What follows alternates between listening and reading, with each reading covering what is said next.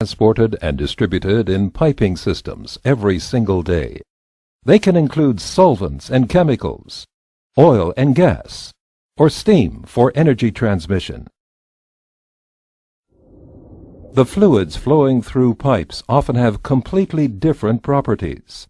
Therefore, different principles for their measurement are required. One method is flow measurement, based on the differential pressure principle. Some 300 years ago, Swiss mathematician and physicist Daniel Bernoulli discovered the direct relationship between the pressure and speed of a fluid flowing in a pipe. Italian physicist Giovanni Battista Venturi also performed experiments on flow, and in 1797 he built the first flow meter for closed pipes, known as the venturi tube. Here is how this measurement method works.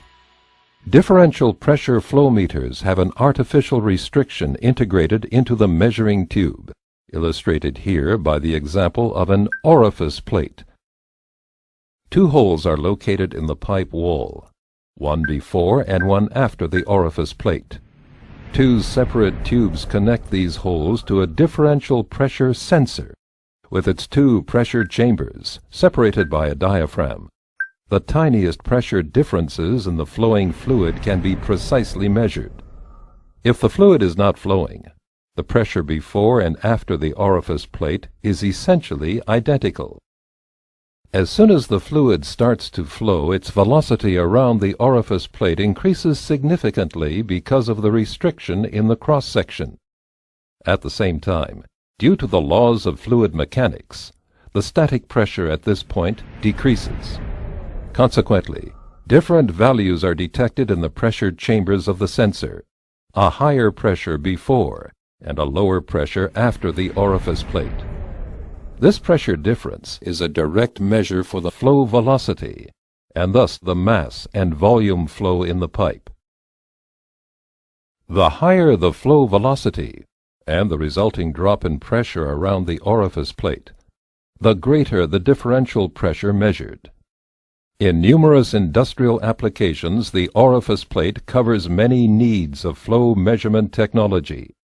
However, other designs are available for certain measuring tasks to minimize undesired effects, such as excessive pressure loss or abrasion of components due to solids carried in the fluid. This demonstration shows that an abrupt restriction generates severe turbulence in a fluid.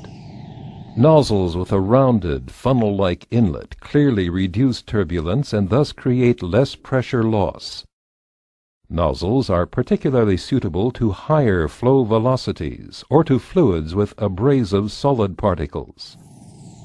Turbulence reduction is even greater with venturi nozzles, and finally with venturi tubes, where the restriction is created by longer conical constrictions in the pipe wall.